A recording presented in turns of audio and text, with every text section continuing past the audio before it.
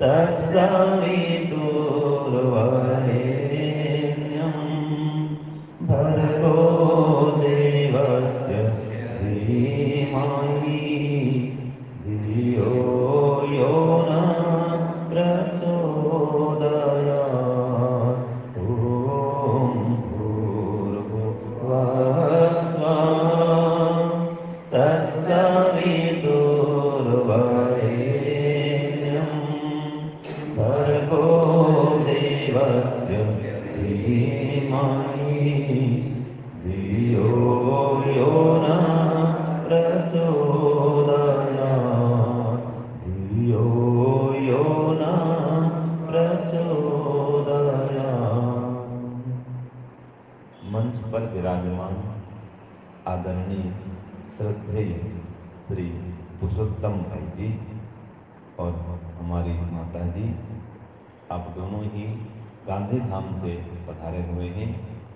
इस तनाव मुक्ति कार्यशाला में आप दोनों का हार्दिक स्वागत है, वंदन है, अभिनंदन है। इसी प्रकार से विरल योग केंद्र में उपस्थित सभी श्रद्धामयी, वंदनीय, पूजनीय मातृशक्ति, सभी योग साधक महानुभावों और प्यारे बच्चों, हमारे विरल जी यहाँ पर एक बहुत सुंदर ये कार्यक्रम चला रहे हैं। इस योग केंद्र के माध्यम से लोगों को स्वस्थ निरोग रखते हुए ईश्वर की ओर बढ़ाने का प्रयत्न कर रहे हैं। आपके जीवन को सुखमय बनाने के लिए, श्रेष्ठ बनाने के लिए प्रयत्न कर रहे हैं। हम सभी को उनका सहयोग करना चाहिए और अधिक से अधिक लोग इस कार्यक्रम में जुड़ें, इसके लिए भी प्रयत्न करना चाहिए। देखिए, हम सभी लोग वास्तव में हमेशा तनाव मुक्त रहना चाहते हैं, प्रसन्न रहना चाहते हैं, आनंदित रहना चाहते हैं। हमारे जीवन में कभी कोई टेंशन, तनाव न हो, डिप्रेशन न आए, हम कभी हताश निराश न होवे और उत्साह से निरंतर हर दिन हर कार्य को करते रहें। सबकी ऐसी भावना होती है और मैं कार्य करते हुए सफल हो जाऊंगा, ये भी इच्छा सबकी रहती है कि मुझे असफलता नहीं मिले। तो आप जो अपने जीवन में सफल होना चाहते हैं और तनाव मुक्त होकर के प्रसन्नतापूर्वक जीवन के हर क्षेत्र में उन्नति प्रगति करना चाहते हैं, तो कुछ मूलभूत बिंदुओं को मैं आपको बताना चाहूँगा, जिसके माध्यम से आपका जीवन तनाव मुक्त होगा, प्रसन्नता से युक्त होगा और निरंतर आप चहुमुखी विकास कर पाएंगे, घर परिवार को स्वर्ग समान सुखदायी बना पाएंगे। तो सबसे पहले हम इसका उपाय करते हैं कि देखिए, ईश्वर इतना काम करता है, लगभग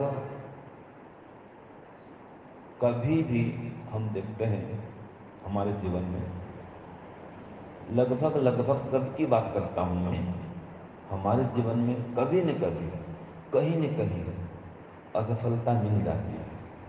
कभी कभी हम हताश, निराश, उदास भी हो जाते हैं, लेकिन परम पिता परमात्मा हर समय काम करता है, हर जगह परमात्मा उपस्थित है, हम सबके कर्मों को देखता है, सबका हिसाब किताब रखता है कर्मों का, और पता नहीं उसको कितने लोग उल्टा पुल्टा भी कह देते हैं। ईश्वर की बदनामी भी बहुत करते हैं और अनेक लोग तो ईश्वर को गालियां भी निकाल देते हैं कि ईश्वर ने मेरे बेटे को मार दिया, ईश्वर ने मेरे पति को छीन लिया, ईश्वर ने मेरी पत्नी को छीन लिया, ईश्वर ने मुझे अनाथ कर दिया। मतलब कोई भी कष्ट आता है तो उसका दोषारोपण किस पर करते हैं? ईश्वर पर करते हैं कि ईश्वर ने ऐसा कर दिया, ईश्वर ने ऐसा कर दिया। और ईश्वर सबको सुनते रहता है, सबको देखते रहता है, सब जानते रहता है कि ये लोग मेरी बदनामी कर रहे हैं, ये मुझ पर झूठा आरोप लगा रहे हैं, मुझ पर दोष दे रहे हैं, जबकि मेरा कोई दोष उसमें नहीं है। हमारे जीवन में कोई तकलीफ आए, कोई कष्ट आए, हम तनावग्रस्त होते हैं, दुखी होते हैं, इसमें ईश्वर का क्या दोष है जी? बताओ, कोई दोष है इसमें ईश्वर का? हमारी गलती है। हम तनाव से युक्त होते हैं, हम अव्यवस्थित दिनचर्या करते हैं और उल्टा पुल्टा खान पान करते हैं, बीमार पड़ते हैं, रोगी होते हैं, आसन नहीं करते, व्यायाम नहीं करते, प्राणायाम नहीं करते, ईश्वर का ध्यान नहीं करते, केवल भौतिक बात में हम लगे हुए हैं। तो गलती तो हमारी है। दिनचर्या ठीक नहीं है, सुबह जल्दी उठते नहीं हैं, रात को जल्दी सोते नहीं हैं, बात बात में गुस्सा करते हैं, झगड़ा करते हैं और तनावग्रस्त होते हैं, दुखी होते रहते हैं। अब इसमें ईश्वर का क्या दोष है? फिर रोगी पड़ जाएंगे और बहुत अधिक बीमार पड़ जाएंगे। फिर डॉक्टर कहेगा देखो भाई आपकी आयु तो कम बची है। उसका भी दोष ईश्वर को देंगे कि ईश्वर ने मुझे कम आयु दी है, मुझे अल्पायु बना के संसार में भेजा है। तो ये सारा दोष ईश्वर को आरोपित कर देते हैं। और इन सब को ईश्वर सुनते हुए, जानते हुए भी कि मैं निर्दोष हूं, तब भी वो कभी दुखी नहीं होता है, कभी तनाव युक्त नहीं होता है, कभी अप्रसन्न नहीं होता है। तो सबसे पहले तो हम ईश्वर से ये सीखें कि ईश्वर को लोग इतनी गालियां भी देते हैं, दोषारोपण भी करते हैं, झूठा आरोप भी लगाते हैं, लेकिन वो हर्ष में खुश रहता है, हमेशा प्रसन्न रहता है, हमेशा आनंदित रहता है। तो सबसे पहले ये गुण हम ईश्वर से सीखें, संकल्प करें कि मैं जीवन में कभी भी तनावग्रस्त नहीं होऊंगा, मैं कभी जीवन में दुखी नहीं होऊंगा, मैं कभी भी जीवन में डिप्रेशन से युक्त नहीं होऊंगा। तो सबसे पहला क्या करेंगे? हम संकल्प करेंगे। कुछ भी हो जाए, कितनी हानि हो जाए, धंधा व्यापार में घाटा लग जाए, कोई दुख आ जाए, बीमारी भी आ जाए, तो भी देखो, कष्ट आता है या कोई रोग आता है तो उसका वास्तव में शरीर पर प्रभाव पड़ता है। तो कष्ट आया शरीर को, ठीक है, पीड़ा हो रही शरीर में, तो उसका दुख तो हो ही रहा है, लेकिन मन से क्यों दुखी होना? हाय मैं बीमार पड़ गया, हाय मैं ऐसा हो गया, हाय मेरी हानि हो गई। तो तन का तो कष्ट है ही, फिर मन का कष्ट क्यों उठाना? तो मन से दुखी मत होइए, कोई बात नहीं। आज जो कष्ट आ गया है, कोई दुख हुआ है, कोई रोग आ गया है, ये सदा रहने वाला नहीं है। एक सूत्र है, हर दिन जा तन एक समान। हर दिन समान नहीं रहता है। आप देखिए, गाड़ी चलाते हैं, स्कूटी है, बाइक है, कार है, कहीं यात्रा करते हैं, घर से भी आप यहाँ भी आते हैं, तो क्या पूरे रोड में स्पीड आपकी समान रहती है, गति समान रहती है? कहीं रोड खाली है तो 50-60 भी भगा देंगे, और हाईवे है, कोई दूर में यात्रा में जा रहे हैं तो 100 की स्पीड में भी गाड़ी दौड़ती है कि नहीं है? और ट्रैफिक आ जाए तो स्पीड कम हो जाती है, और एकदम क्या बोलते उसको, स्पीड ब्रेकर आ जाए तो एकदम 10 में करना पड़ता है, 5 में करना पड़ता है, स्पीड घटानी पड़ती है। तो आप यात्रा करते हैं तो यहाँ पर भी समान गति नहीं रहती है कि नहीं है? जो स्पीड है उसमें घटती बढ़ती होती रहती है। कोई धंधा करता है, व्यापार करता है, नौकरी करता है, वहां पर भी उत्थान पतन लगा रहता है। हर दिन समान व्यापार नहीं चलता है, मंदी आती रहती है, कभी खूब लाभ भी हो जाता है। अब कोरोना काल में लगभग सबका व्यापार कम हो गया ना, मंदी आ गई, तो कोई बात नहीं, ये संसार का नियम है। तो धंधा व्यापार में घटती बढ़ती होती रहती है। यात्रा करते हैं, वहाँ भी गति कम ज़्यादा होती रहती है।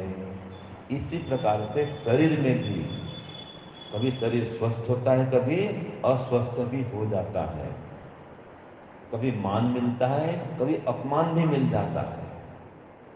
आज मैं यहाँ आया, आपने बहुत सम्मान दिया, स्वागत किया, लेकिन कहीं कहीं हमारा अपमान भी तो होता है, वो हमको सबको सहन करना पड़ता है।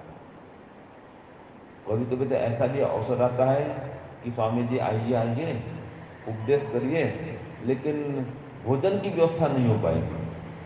बताओ कि आप आइए, आपका स्वागत है, आपको रहने के लिए एसी रूम देंगे, बहुत बड़ा मंदिर है, ठीक है, लेकिन क्षमा करें, भोजन का प्रबंध नहीं हो पाएगा। ये अपमान है कि नहीं है, बताओ। और फिर भी हम सहन करते हैं, फिर भी वहां जाते हैं और उपदेश भी करते हैं, भोजन कहीं और करते हैं, तो अपमान भी हुआ कि नहीं हुआ, बताओ। तो अपमान भी सहन करते हैं और सम्मान भी सहन करते हैं।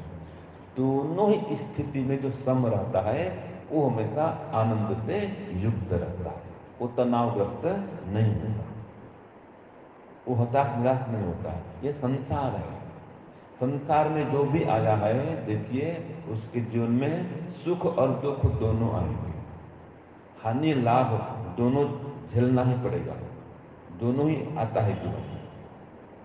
जैसे सर्दी गर्मी, भूख प्यास, हर्ष शोक, ये जोड़े हैं, ये सबके जीवन में आते हैं। उत्थान पतन, उन्नति अवनति, ये सबके जीवन में होता ही होता है। रोग वियोग सबके जीवन में आता है। तो इन सब के आने पर भी हम सम बने रहें तो तनावग्रस्त कभी नहीं होंगे।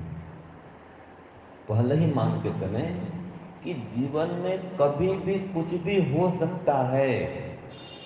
हम इसे कहते हैं कोई भी अप्रत्याशित घटना घट सकती है।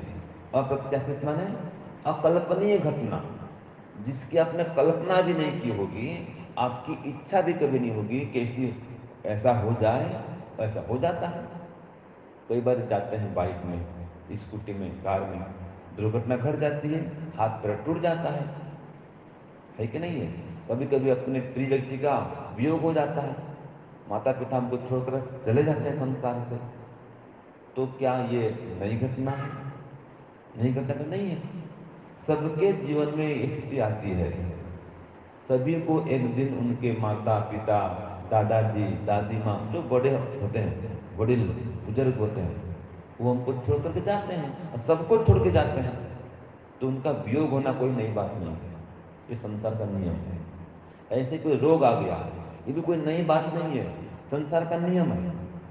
कहा है शरीरम व्याधि मंदिरम, शरीर क्या है? रोग का घर है। तो रोग तो आएगा, तो क्या करेंगे?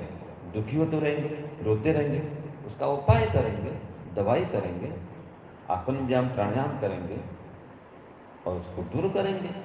हिम्मत कभी नहीं हारेंगे। तो जो कभी जीवन में हिम्मत नहीं हारता है, हताश निराश नहीं होता है, उत्साह के साथ आगे बढ़ते रहता है, वही अपने जीवन में सफल होता है। तो संकल्प करें, मैं कभी हताश निराश नहीं होऊंगा, कभी तनावग्रस्त नहीं होऊंगा, कभी डिप्रेशन में नहीं आऊंगा। तो सबसे पहला संकल्प करें, फिर ईश्वर के गुणों को धारण करें। ईश्वर कभी दुखी नहीं होता है, कभी तनावयुक्त नहीं होता है। तो उसके गुण को धारण कैसे करेंगे? जैसे अग्नि पास बैठेंगे तो गर्मी आएगी, ये गुण किसका है? अग्नि का है। अग्नि में एक गुण क्या है? गर्मी है, उसमें उसमें प्रकाश है, ताप है। तो जो व्यक्ति अग्नि पास बैठता है उसके अंदर गर्मी आती है, ताप आता है, प्रकाश मिलता है। इसी प्रकार से जो ईश्वर के ध्यान में थोड़ा बैठेंगे, हम बोलते हैं मेडिटेशन करेंगे, ध्यान करेंगे ईश्वर का, तो निश्चित रूप से जो गुण ईश्वर में है वो गुण हमारे अंदर आएगा। ठीक है जी। तो ये काम रोज करिए, प्रातःकाल और सायंकाल ईश्वर का ध्यान करना। आपको चाहिए सोना चांदी, तो आप कहाँ जाएंगे? सोना चांदी के मार्केट में जाएंगे, ज्वेलर्स के पास जाएंगे। और आपको चाहिए सोना चांदी और आप जाएंगे सब्जी मार्केट में, तो क्यों जी विराज जी? जिसको सोना चांदी चाहिए वो कहाँ जाएगा? सोना चांदी मार्केट में जाएंगे। और सोना चांदी चाहिए तो जाते हैं सब्जी मार्केट में। मतलब साग सब्जी है।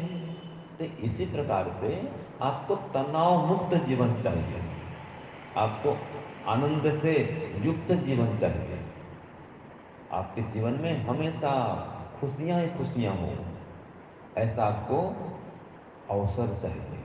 तो इसके लिए ईश्वर के पास जाना ही पड़ेगा, उसका ध्यान जप करना ही पड़ेगा, और कोई उपाय नहीं तो है ही नहीं। एक उपाय कर सकते हैं, जो खूब खाना पीना करे, मजा करे, धंधा करे, व्यापार करे, और कभी तनावग्रस्त नहीं होगा वो, कभी ध्यान भी नहीं करे, कोई सत्संग स्वाध्याय कुछ नहीं करे और तनाव मुक्त रहे, कोई आसन व्यायाम कुछ नहीं करना पड़ेगा आपको, ये विरल योग सेंटर में नहीं आना पड़ेगा। दिन भर धंधा करो, कमाओ, खाओ पियो, मजा करो और तनाव मुक्त रहो। ऐसे भी एक उपाय है मेरे पास में। हाँ, खूब कमाओ, खूब होटल में जाओ, मजा करो, मौज करो, पिकनिक जाओ, सैर सपाटा करो, जो करना है करो, कोई भक्ति नहीं, कोई ज्ञान नहीं, कुछ नहीं करना पड़ेगा आपको, बस पैसा कमाओ और मौज करो और तनाव मुक्त रहो। अगर एक उपाय कर लेंगे तो बता दूं आपको, ठीक बताऊं? एक उपाय ऐसा है कि कोई धर्म कर्म नहीं करना पड़ेगा आपको, ये सुबह उठना भी नहीं है, सुबह उठो 12 बजे तो होता है, मनमाना खान पान करो, मन मन दिनचर्या करो, जो करना करो और खुश रहोगे। अगर एक काम कर लोगे तो बता दूं आपको, बताओ बताऊं क्या? बताइए हाँ कि ना, बताऊं?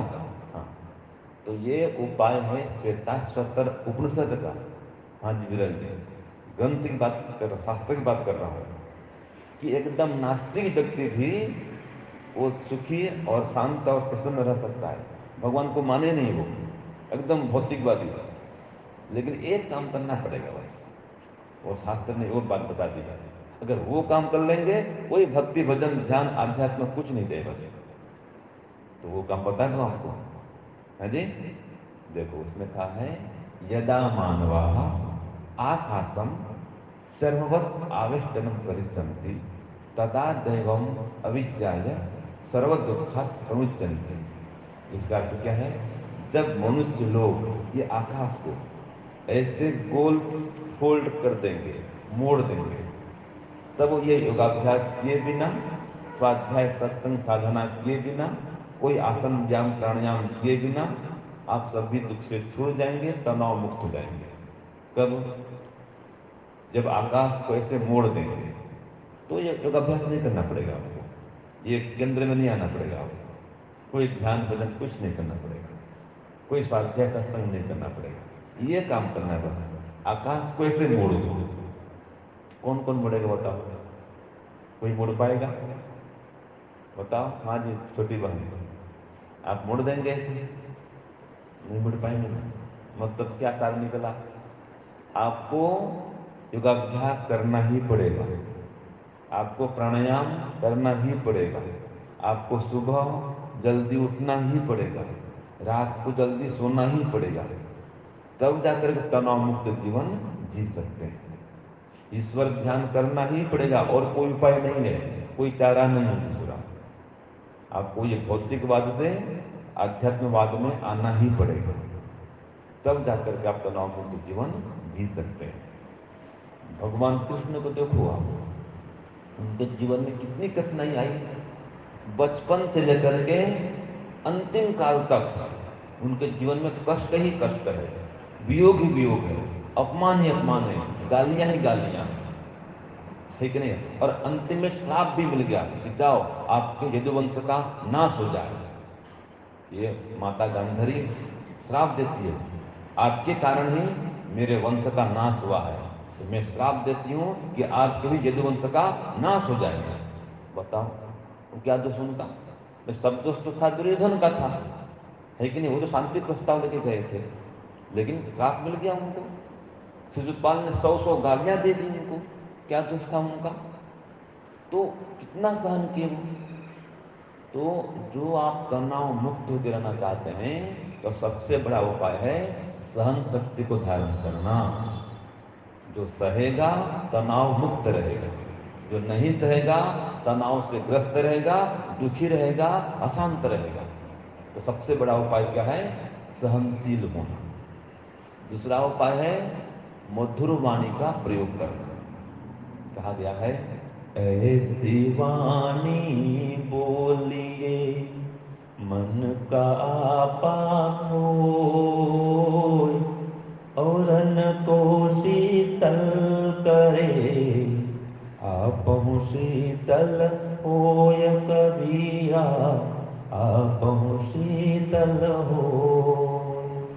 तुलसी मीठे वचन से सुख उपजत चहुर, वशीकरण यह मंत्र है, तजत वचन कठोर हो तुलसी, तजत वचन कठोर। तो जो कठोर वचन है ये दुख का कारण है, ये तनाव पैदा करता है। तो कठोर वचन का त्याग करें, सबके साथ प्रेम पूर्वक मधुर व्यवहार करें। अंग्रेजी में कहा गया है, eat sweet, talk sweet and be sweet.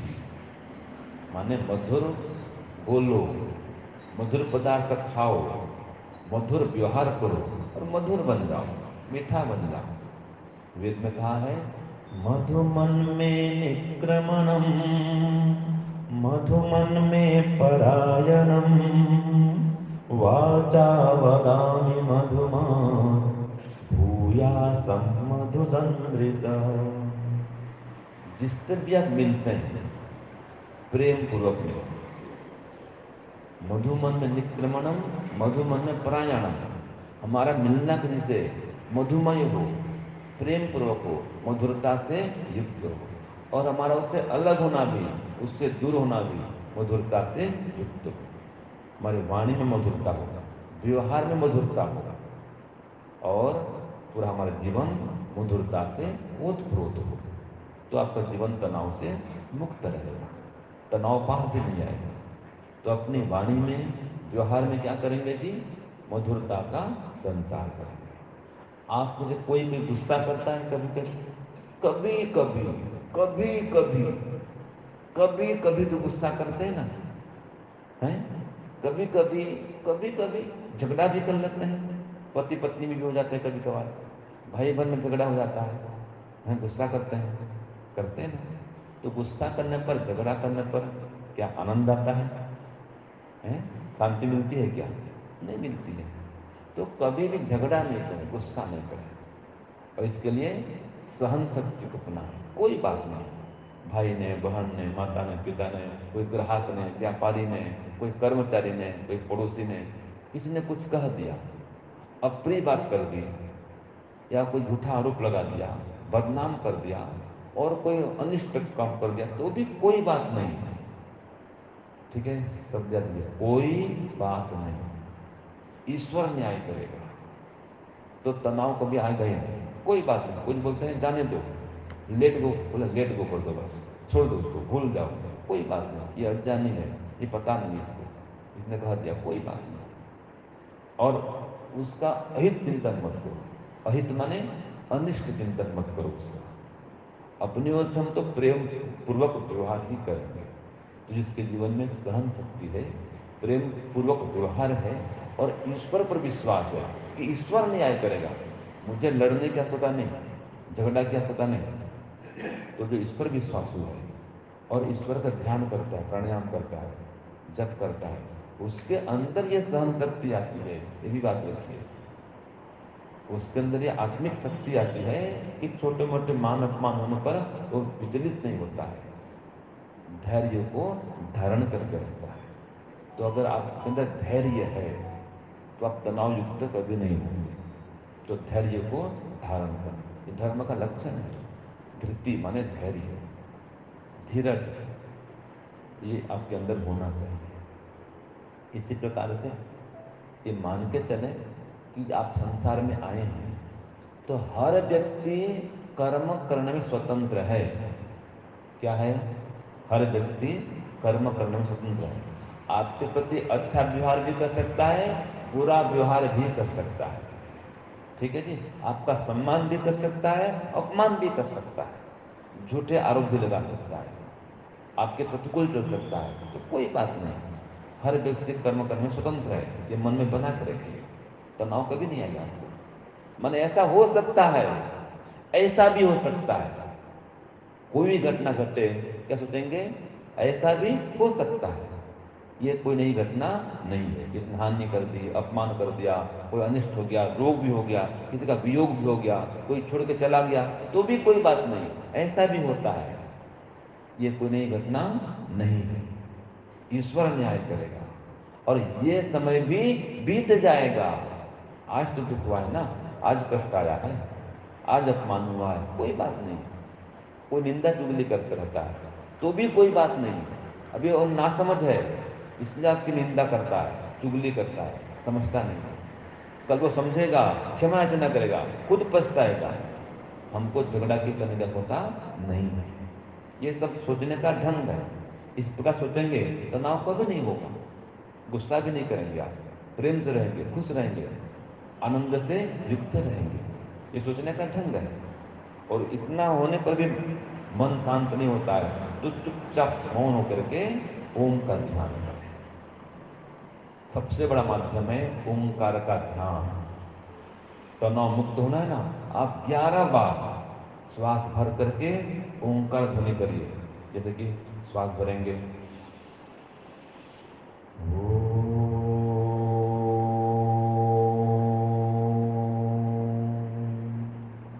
इस प्रकार कम से कम 11 बार करना है।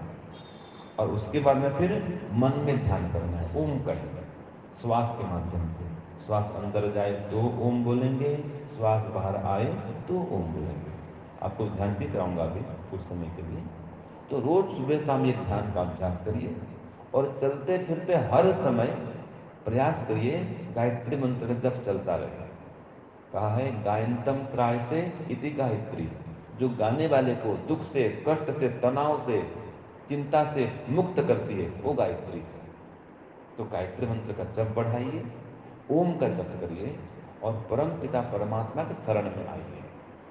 तो एक तो भक्ति करना, ध्यान करना, और एक काम है अपने कामों को व्यवस्थित करना, दिनचर्या को व्यवस्थित करना।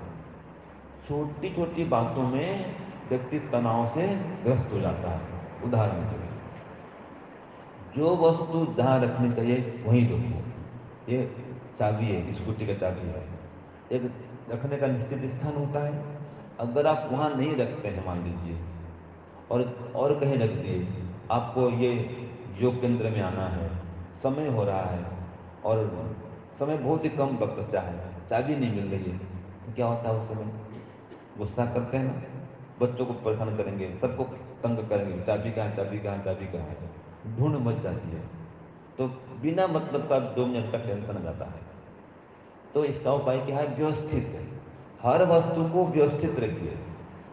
कई बार तो लाइटर नहीं मिलता, लाइटर, चाय बनाना है, मेहमान आ गए, लाइटर नहीं मिल रहा है, वो क्या बोलते हैं लाइटर ना, लाइटर जो गैस जलाते हैं, फालतू तंगी होती है, गुस्सा करते हैं, पति पर गुस्सा करेंगे, बच्चों पर गुस्सा करेंगे, भाई जहर क्यों रखते, जहाँ रखना वही रखो उसको।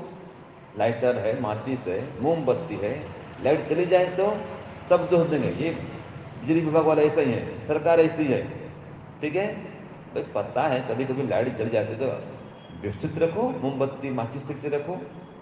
तो छोटी छोटी बातें हैं ये, तो हम दूसरों को दोष देना बंद करें, अपने कमियों को, दोषों को दूर करें। और एक बहुत बड़ा कारण बनता है तनाव का ईर्ष्या, दूसरे की उन्नति क्यों हो रही है, मेरी उन्नति क्यों नहीं हो रही है, वो क्यों बढ़ रहा है, मैं क्यों नहीं बढ़ रहा हूँ। तो दूसरों के दोषों को देख देख करके हम दुखी होते रहते हैं, उसने ऐसा क्यों बोल दिया, ऐसा क्यों कर दिया, अरे कर दिया तो कर दिया, बोल दिया तो बोल दिया, हम क्यों दुखी हों, हम क्यों तनाव युक्त हों। तो दूसरों की कमियों को, त्रुटियों को, दोषों को, भूलों को देखना बंद करिए, अपनी कमियों को देखिए, अपने दोषों को देखिए, आत्म निरीक्षण करिए और अपने दोषों को दूर करिए। याद रखिए, दोष हमेशा दुख देते हैं, दोष हमेशा तनाव से युक्त करते हैं और सद्गुण हमेशा सुख देते हैं, तनाव मुक्त करते हैं। तो सद्गुणों को बढ़ाओ, संसार में सद्गुणों की पूजा होती है, दुर्गुणों की निंदा होती है। तो दुर्गुणों का त्याग करें, सद्गुणों को धारण करें और एक व्यवस्थित दिनचर्या बनाएं। समय पर उठूंगा, समय पर भोजन करूंगा, सब कुछ काम समय पर करूंगा, टाइम टेबल बनाएंगे। जिसका टाइम टेबल नहीं है, अव्यवस्थित दिनचर्या है, वो तनावग्रस्त रहता है। तो हर काम को व्यवस्थित करिए, हर काम को सोच समझ के करिए और प्रेम से करिए, आराम से, बोलते स्मूथली करिए, एकदम बड़े प्रेम से। और दूसरों का सहयोग भी करिए, दूसरों से सहयोग प्राप्त भी करिए। और एक उपाय है, दान करिए, जो मैं पहले ही बता दिया था। देखो, दान है ना, वही आपके जीवन में संतोष देता है। जो धर्म है वही समस्त सुखों का मूल है। जिसके जीवन में दान नहीं है, धर्म नहीं है, सेवा परोपकार नहीं है, उसका जीवन सुखमय नहीं हो सकता है, उसका जीवन तनाव से रहित नहीं हो सकता है। जो मैंने कहा ना, उदाहरण दिया ना भाई, ये सब कुछ नहीं करना है तो आकाश को स्वयं मोड़ दो, तो कोई दान पुण्य धर्म कुछ नहीं करना पड़ेगा। लेकिन संभव नहीं है, आकाश को नहीं मोड़ सकते आप, तो ये सब करना ही पड़ेगा। आध्यात्मिक जीवन जीना ही पड़ेगा। भौतिकवाद में शांति नहीं है, वहाँ तो तनाव है। फिर उसको तनाव दूर करने के लिए वो लोग शराब पीते हैं, पता है? अधिकांश क्या करते हैं विदेश में, वो खुशी पाने के लिए, थोड़ा प्रसन्न होने के लिए बियर पियेंगे, पता नहीं क्या क्या पीते हैं वो लोग। तो हम क्यों ऐसा काम करेंगे भाई? हैं? सिगरेट पियेंगे और इससे तनाव मुक्त होने का प्रयास करेंगे। ये तो बहुत सरासर गलत काम है कि कोई हमको थोड़ा दुख हो रहा है, बोलते हैं गम, गम भुलाने के लिए शराब पीते हैं। तो उससे गम क्या भूलेगा, उल्टा शरीर का नाश होता है, किडनी फेल, जल्दी आयु खत्म, इतनी जल्दी अल्प आयु में मर जाता है। तो इसलिए खान पान भी बढ़िया हो, आचार विचार व्यवहार भी बढ़िया हो, व्यवस्थित दिनचर्या हो और एकदम मधुरतापूर्वक व्यवहार हो। और अंतिम में एक बात और बता दूं, जो व्यक्ति जितना अधिक दूसरों के परोपकार के लिए, दूसरों के हित के लिए, दूसरों की उन्नति के लिए, प्रगति के लिए हमेशा तैयार रहता है, दूसरों की सहायता के लिए हमेशा तत्पर रहता है, उसके जीवन में उतना ही आनंद का संचार भगवान करता है, वो तनाव से मुक्त रहता है। तो दूसरों को आप सुखी रखना चाहें, दूसरों को सुख देना चाहें, तो दूसरों को सुख देंगे तो आपको भी सुख ही मिलेगा। ये नियम परमात्मा का है। दूसरों को दुख देंगे, आपको परमात्मा दुख देगा।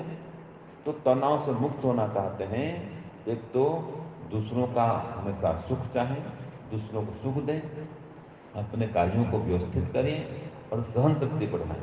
जो मैंने कहा दिया, कोई बात नहीं, ईश्वर न्याय करेगा, ये समय भी बीत जाएगा, ये कोई नई घटना नहीं है। हर व्यक्ति स्वतंत्र है अच्छा बुरा करने के लिए, सबकी बुद्धि समान नहीं है, सबके संस्कार समान नहीं है, कोई भी कोई बोल सकता है, अपमान कर सकता है, कोई बात नहीं, ये वह तैयार रहें इसके लिए। तो मानसिक रूप से तैयार रहें, संकल्प से युक्त रहें और ईश्वर से जुड़े रहें। तो कभी ईश्वर तनावग्रस्त नहीं होता है तो आप भी तनावग्रस्त नहीं होंगे। और हमारे महापुरुषों को याद करें, कैसा उनका जीवन था। भगवान राम, भगवान कृष्ण कभी उदास तो नहीं हुए, कभी निराश नहीं हुए, तनावग्रस्त नहीं हुए, तो हम क्यों होंगे?